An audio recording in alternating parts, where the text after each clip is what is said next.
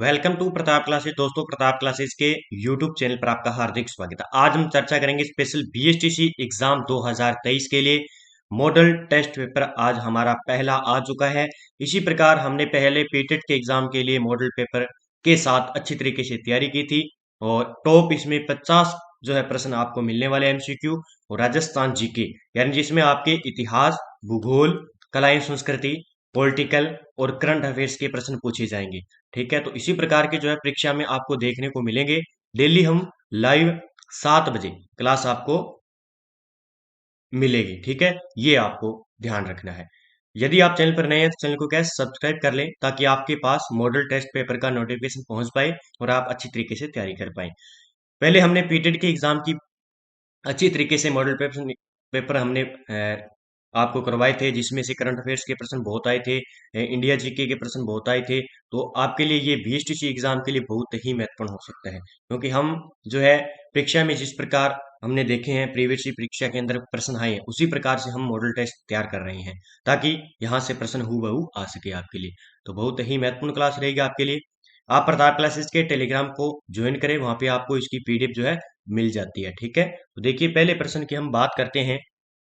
पहला प्रश्न है हमारा, निम्नलिखित में से सुमेलित करना है हमें। ठीक है, तो देखिए नथमल की हवेली जोधपुर, फल वर्दिका देवी मंदिर कहाँ पे है? माउंट आबू, चंद्र महल जयपुर में, और कौन सा हो जाएगा? मालकोट हनुमानगढ़ में।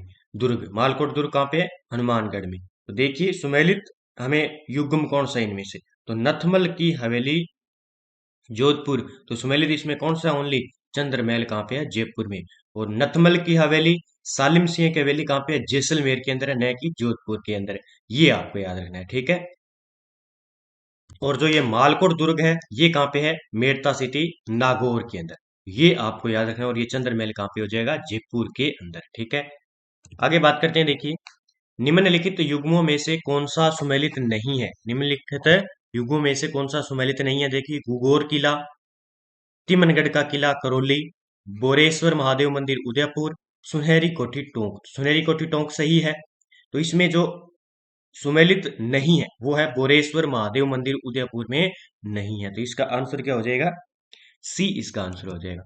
आगे देखिए, जोधपुर के जसवंत थड़ा का निर्माण किसने करवाया था? बहुत बार एग्जाम में पूछा जाता है। अब आपको याद रखना है कि जसवंत थड़ा कहाँ पे है? जोधपुर के अंदर है। ठीक है, ये आपको याद रखना है। इसे राजस्थान का क्या कहते हैं? ताजमहल कहते हैं जसवंत थड़ा को, और ये जोधपुर में स्थित है। इसका निर्माण किसने करवाया था? तो महाराजा सरदार सिंह ने। ठीक है, महाराजा सरदार सिंह ने इसका निर्माण करवाया था। आगे बात करते हैं। देखिए गंभीरी तथा बेड़च नदियों के संगम पर कौन सा किला है? एक प्रश्न यहाँ से बीएसटीसी के अंदर पक्का छपेगा कि कौन सा किला किन नदियों के संगम पर है। तो गंभीरी और बेड़च की बात आ रही है, तो कौन सा हो जाएगा? चित्तौड़गढ़ का किला। ये तो आ गया चित्तौड़गढ़ का किला कहाँ पे है? बेड़च, गंभीरी व बेड़च नदी पर। अगर आपसे पूछ ले कि चित्तौड़गढ़ का किला किस पठार पर स्थित है, तो मेसा के पठार पर। ये आपको याद रखना है। ठीक है, किस पठार पर? मेसा के पठार पर चित्तौड़गढ़ का किला स्थित है, और गंभीरी और बेड़च नदियां के संगम पर ये चित्तौड़गढ़ का किला है, और ये चित्तौड़गढ़ के अंदर ही है। इसका निर्माण चित्रांग मौर्य द्वारा करवाया गया था। ठीक है, आगे बात करेंगे। देखिए डामोर जनजाति का निवास क्षेत्र क्या है? यानी जो डामोर जनजाति है राजस्थान में, वो सर्वाधिक कहाँ पे पाई जाती है? ये पाई जाती है डूंगरपुर, बांसवाड़ा और उदयपुर। यानी राजस्थान का दक्षिणी भारत के अंदर डामोर जनजाति पाई जाती है। आगे बात करते हैं। देखिए गरासिया जनजाति का मुखिया क्या कहलाता है? यहाँ से प्रश्न पक्का आता है। तो गरासिया जनजाति का मुखिया क्या कहलाता है? सहरोल कहलाता है।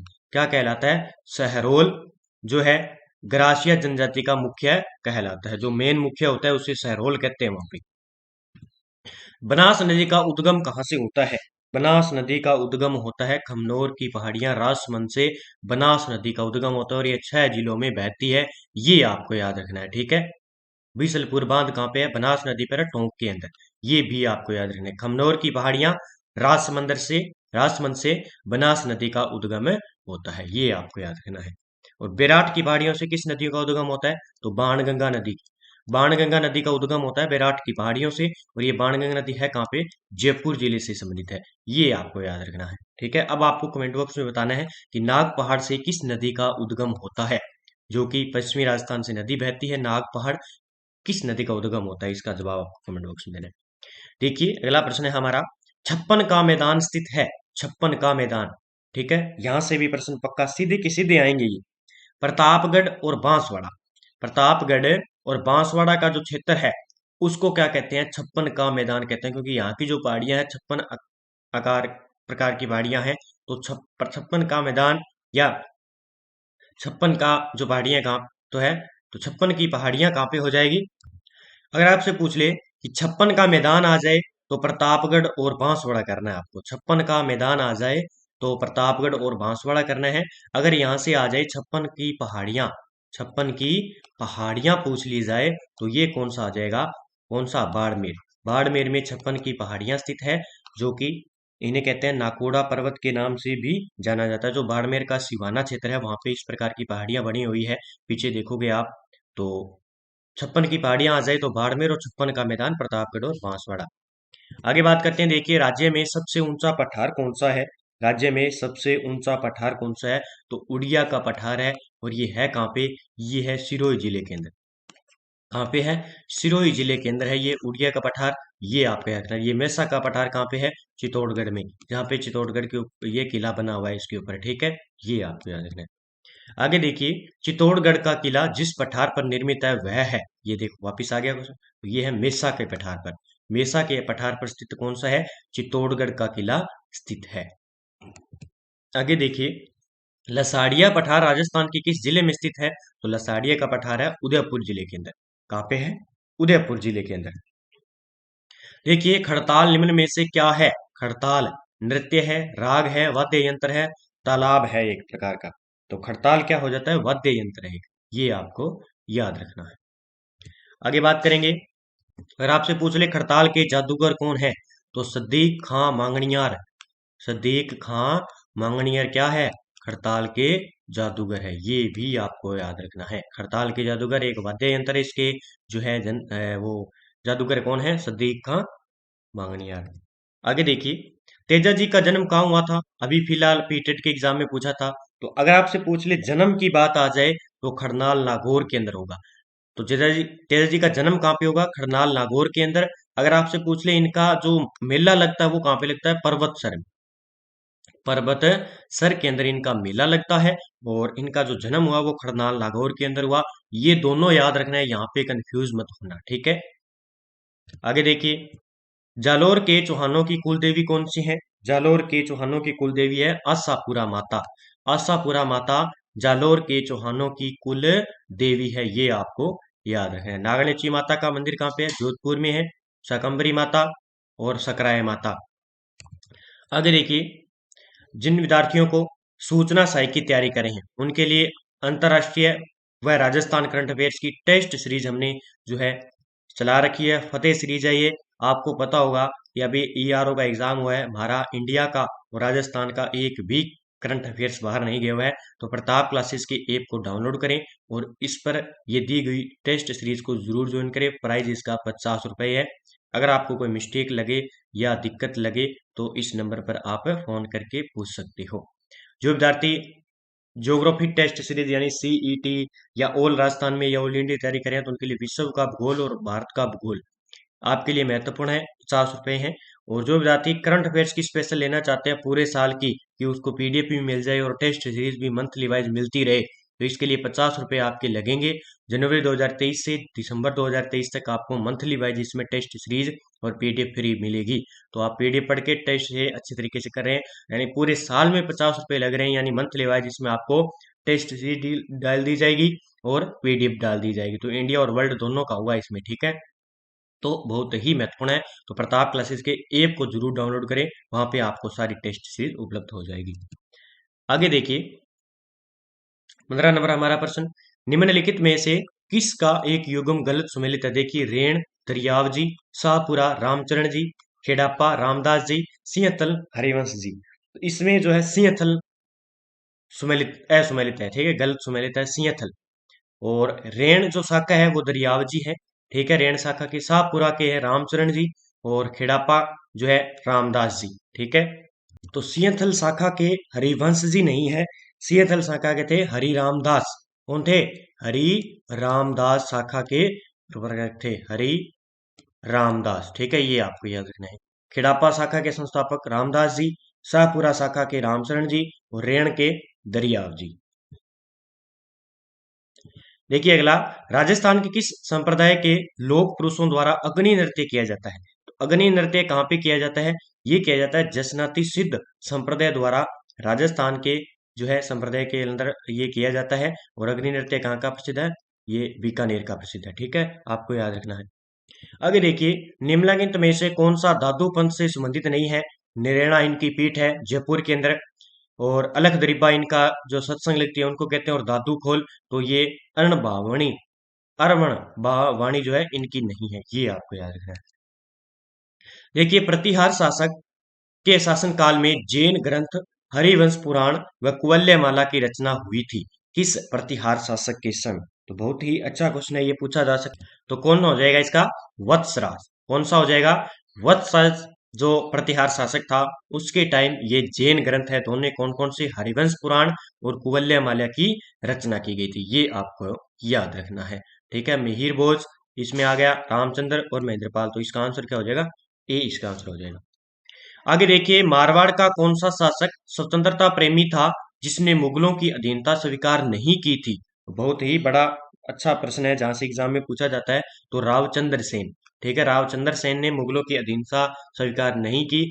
और इसी रावचंद्र सेन को क्या कहते हैं? भूला विसरा के नाम से जाना जाता है। और मारवाड़ प्रताप का अग्रगामी जो है कहा जाता है, अग्रगामी पथ प्रदक्षिण भी इनको कहा जाता है, रावचंद्र सेन को। ये आपको याद रखना है।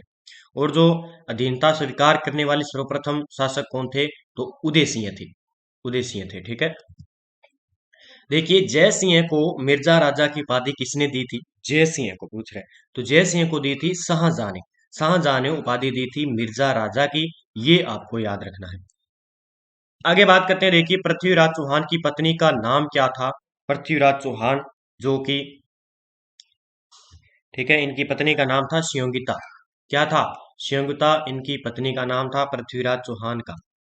आगे बात करेंगे। देखिए, लाला जयदयाल और मेहराब खान ने कहाँ 1857 ईस्वी के विद्रोह का नेतृत्व किया था? तो ये मोस्ट कर लेना ज्यादा, लाला जयदयाल और मेहराब खान का संबंध है कोटा छावनी से। ठीक है, कहाँ से था? कोटा छावनी से। और सर्वप्रथम 1857 की क्रांति का आगाज कहाँ से होते हैं? नसीराबाद से। नसीराबाद कहाँ पे? अजमेर के अंदर। ठीक है, 28 मई 1857 को यहाँ से आगाज हो जाता है। ये आपको याद रखना है। अगर आपसे पूछ ले भुज्जी लंबरदार का संबंध किस छावनी से था? तो भरतपुर छावनी से था। ठीक है, ये आपको याद रखना है। और ये एरनपुरा कहाँ पे है? ये है पाली के अंदर है। कहाँ पे? पाली जिले के अंदर। आगे बात करते हैं। देखिए, राजस्थान में 1857 की क्रांति की शुरुआत कहाँ से हुई थी? मैंने बताया था। तो राजस्थान में नसीराबाद से 28 मई 1857 को। ये नसीराबाद कहाँ पे है? अजमेर के अंदर है। अजमेर से जो 1857 की क्रांति की आगाज होती है। ये आपको याद रखना है। आगे बात करते हैं। देखिए, पिछवाई किस चित्रकला शैली से संबंधित है? यहां से प्रश्न पूछा जाता है। तो पिछवाई कला है नाथ द्वारा शैली। कहाँ से? नाथ द्वारा शैली कहाँ की है? पिछवाई कला है। ठीक है, और ये पिछवाई जो है कपड़े पर की जाती है। क्या? कपड़े पर चित्रित अंक जो है क्या होते हैं? पिछवाई कला होती है, नाथ द्वारा की प्रसिद्ध है। आगे देखिए, मेवाड़ चित्रकला शैली का सबसे प्राचीन चित्रित ग्रंथ कौन सा है? बार बार एग्जाम में पूछा जाता है। तो मेवाड़ की बात आ जाए तो ये होगा श्रावण प्रतिक्रमण सूत्र चूर्णी। ठीक है, ये तेज सिंह के काल में रचा गया था। और मेवाड़ चित्रकला शैली का सबसे प्राचीन ग्रंथ है ये। आगे बात करते हैं। देखिए, दाबू प्रिंट के लिए कौन सा स्थान प्रसिद्ध है? दाबू प्रिंट के लिए, तो दाबू प्रिंट के लिए अकोला चित्तौड़गढ़। क्या है? अकोला चित्तौड़गढ़ दाबू प्रिंट के लिए बहुत ही प्रसिद्ध है। और सांगानेरी प्रिंट के लिए सांगानेर प्रसिद्ध है जयपुर। ये आपको याद रखना है। ठीक है, आगे बात करते हैं। देखिए, नमदा के लिए कौन सा स्थान प्रसिद्ध है? तो नमदा के लिए टोंक प्रसिद्ध है। ये आपको याद रखना है।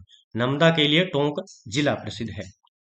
आगे बात करेंगे, थेवा कला के लिए प्रसिद्ध परिवार कौन सा है? अभी पीटेट के एग्जाम में पूछा था, मैंने बार बार करवाया था। तो थेवा कला जो है बार बार एग्जाम में पूछा जाता है, सोनी परिवार। और ये कहाँ की प्रसिद्ध है थेवा कला? प्रतापगढ़ की। ये भी आपको याद रखना है। ठीक है, प्रतापगढ़ की थेवा कला प्रसिद्ध है और सोनी परिवार करता है। ठीक है, इस कला को। देखिए, निम्न में से कौन सा ग्राम पंचायत की आय का स्रोत है? ये सीईटी के एग्जाम में सीधा सीधा पूछा गया था। क्या पूछा इसने कि ग्राम पंचायत की आय का स्रोत क्या होता है? भूमि कर होता है, आय कर होता है, बिक्री कर होता है, संपत्ति कर होता है। तो आपको पता है ग्राम पंचायत का काम क्या होता है? भूमि कर। ठीक है, भूमि कर से संबंधित है, ये आपको याद रखना है। आगे देखिए, ग्राम सभा की एक वर्ष में कितनी न्यूनतम बैठकें अनिवार्य होती है? ग्राम सभा में हमें कितनी बैठकें अनिवार्य करनी होती है? तो 2 बैठकें। क्या पूछ रहा है? एक वर्ष में 2 बैठकें होनी जरूरी है। आगे बात करेंगे, देखिए भारतीय संविधान का कौन सा अनुच्छेद ग्राम सभा के बारे में बताता है?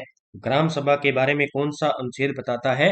243A अनुच्छेद ग्राम सभा के बारे में बताता है। ठीक है, आगे देखिए राजस्थान में कितनी बार राष्ट्रपति शासन लागू किया गया है? तो अभी तक राष्ट्रपति शासन 4 बार लग चुका है राजस्थान।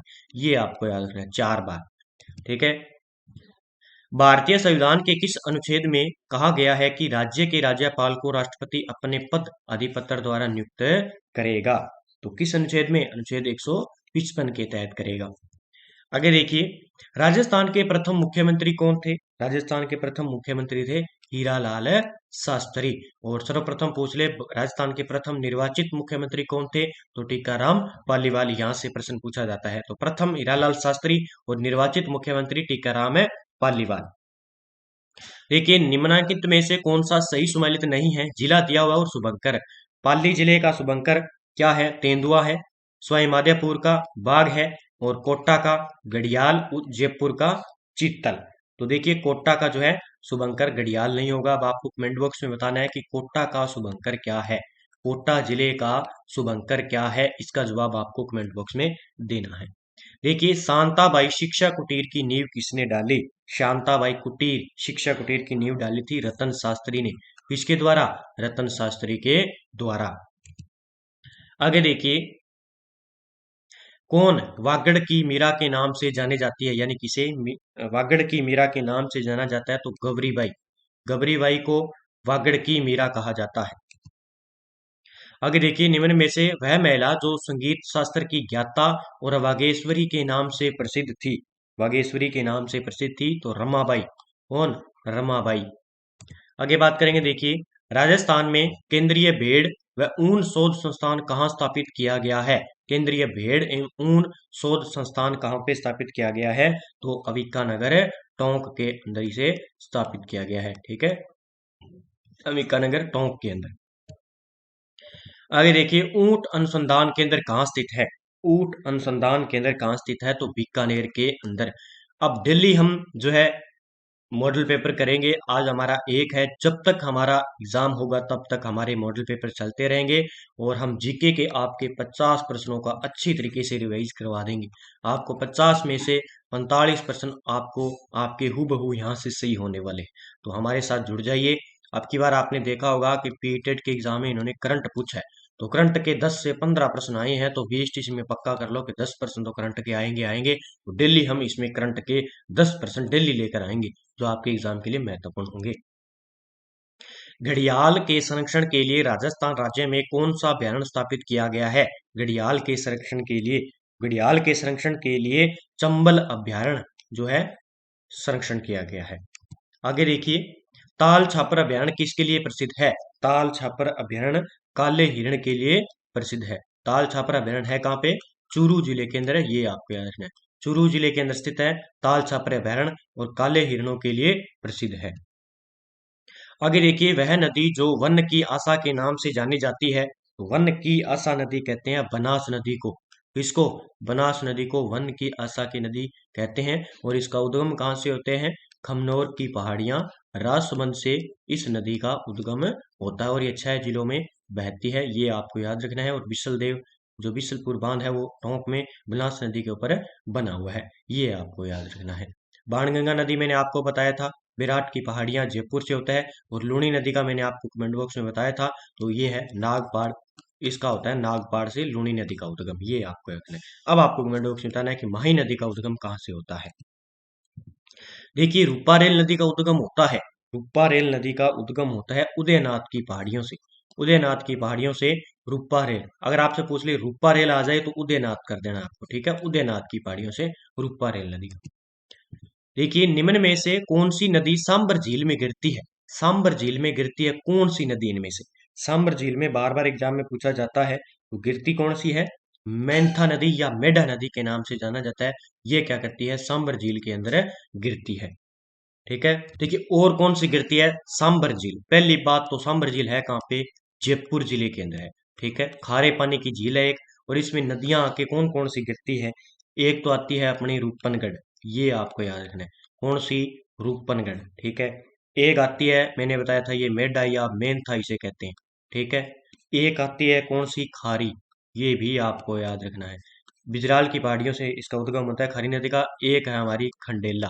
तो ये नदियां हैं, तो चार नदियां हैं, सांबर झील में गिरती है, और सांबर झील खारे पानी की झील है, जयपुर जिले के अंदर है।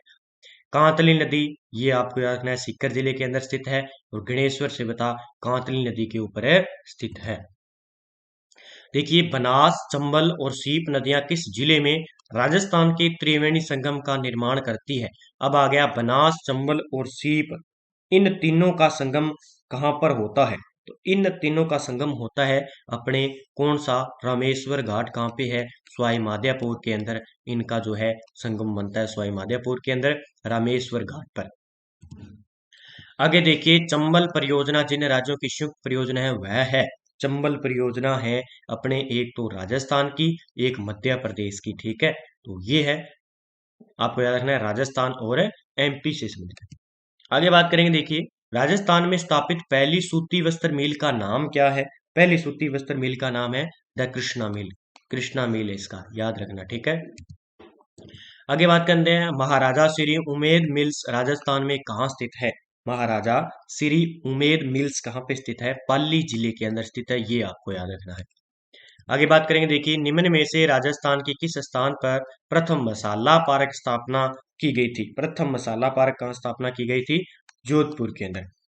कहाँ पे? जोधपुर के अंदर। तो आज के हमारे टॉप 50 एमसीक्यू आपने देखे होंगे। कल हम इसके साथ में 10 प्लस करंट के भी प्रश्न लेकर आएंगे जो डेली आपके लिए महत्वपूर्ण होंगे। और वीडियो अच्छा लगे तो वीडियो को लाइक करना, शेयर करना, और चैनल पर नए हैं तो चैनल को क्या सब्सक्राइब कर लेना, ताकि आपके पास डेली नोटिफिकेशन पहुंच पाए। प्रताप क्लासेस के टेलीग्राम चैनल को जरूर ज्वाइन करें, वहां पे आपको प्रत्येक नोटिफिकेशन, पीडीएफ, नोट्स और प्रत्येक चीज आपको न्यूज मिलती है। तो प्रताप क्लासेस देखिए, यहाँ पे टेलीग्राम दिया हुआ है, और प्रताप क्लासेस के ऐप को भी डाउनलोड करें, ताकि आप टेस्ट सीरीज का आनंद ले सकें, करंट अफेयर्स का। तो आपके लिए बहुत ही महत्वपूर्ण है। तो जय हिंद, जय भारत दोस्तों। कल फिर हम मॉडल पेपर लेकर आएंगे, डेली आपको शाम 7 बजे ये क्लास मिलती है। ठीक है, तो जय हिंद, जय भारत दोस्तों।